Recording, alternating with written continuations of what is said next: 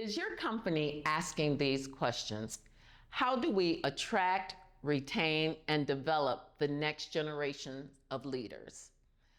Are you building a succession plan for when all or many of your current leaders retire that ushers in the next generation well? When you make decisions about your company that affect all generations, are those the kind of decisions that bring people together or further divide them?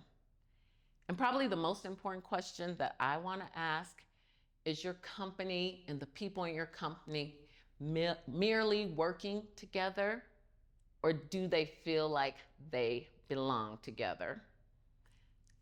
Nowadays, I hear all the time, we have a talent problem. We can't recruit good talent. We can't keep people. We can't keep young people. We can't give them what they need. We can't give them what they want. But you don't have a talent problem. I think we're going through, and what we have going on is a relationship problem.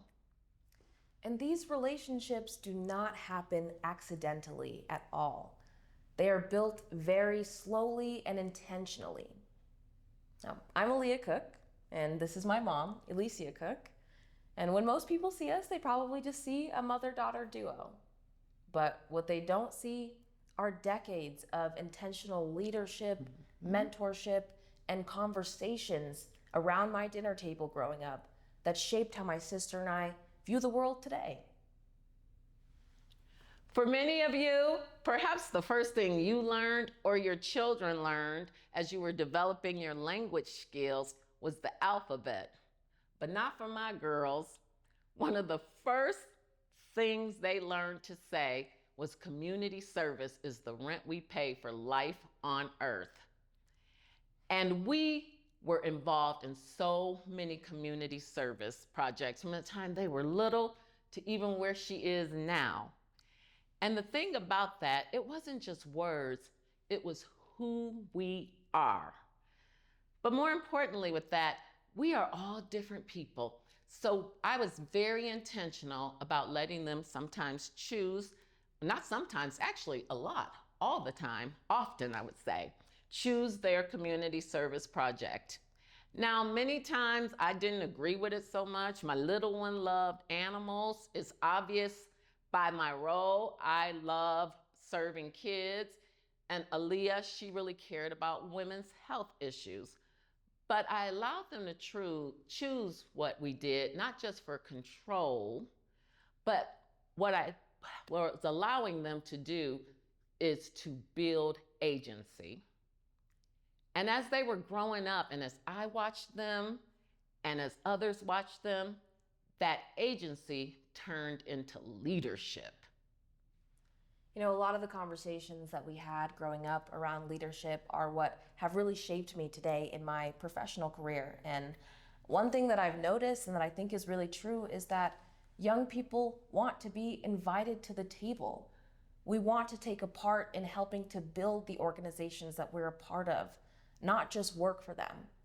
We want to feel like an active partner in the professional process, to feel like we're invested in the systems that we're contributing to.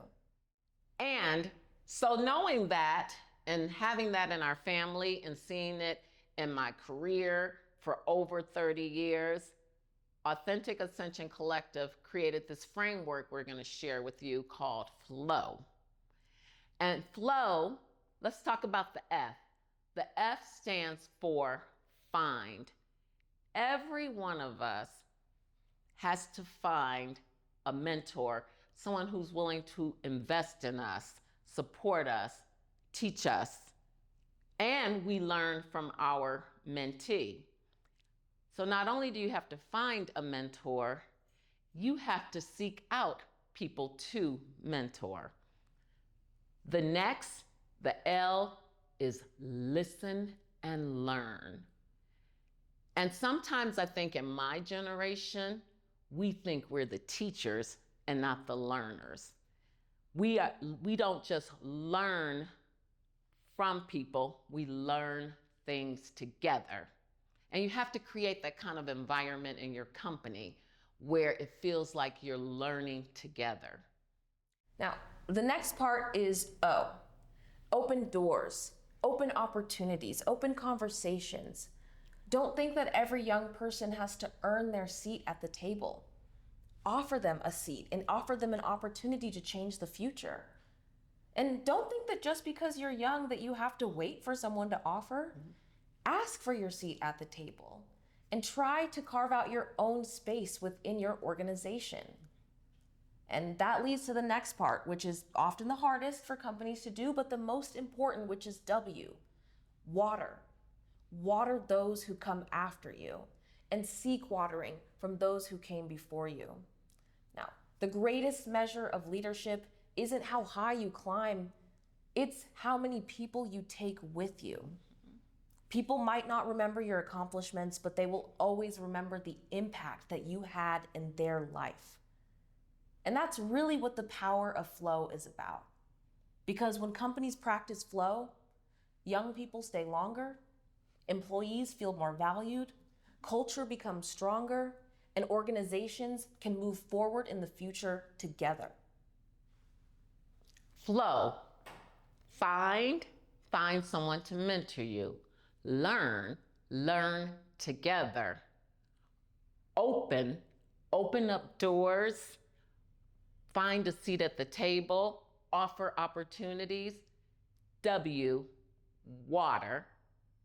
When we finish this presentation, I want you to be able to answer 2 questions. The first question is who watered you? And the next is, who are you watering? That's the power of flow. I'm proud of you, Aaliyah. I'm proud of you too, Mom. Authentic Ascension.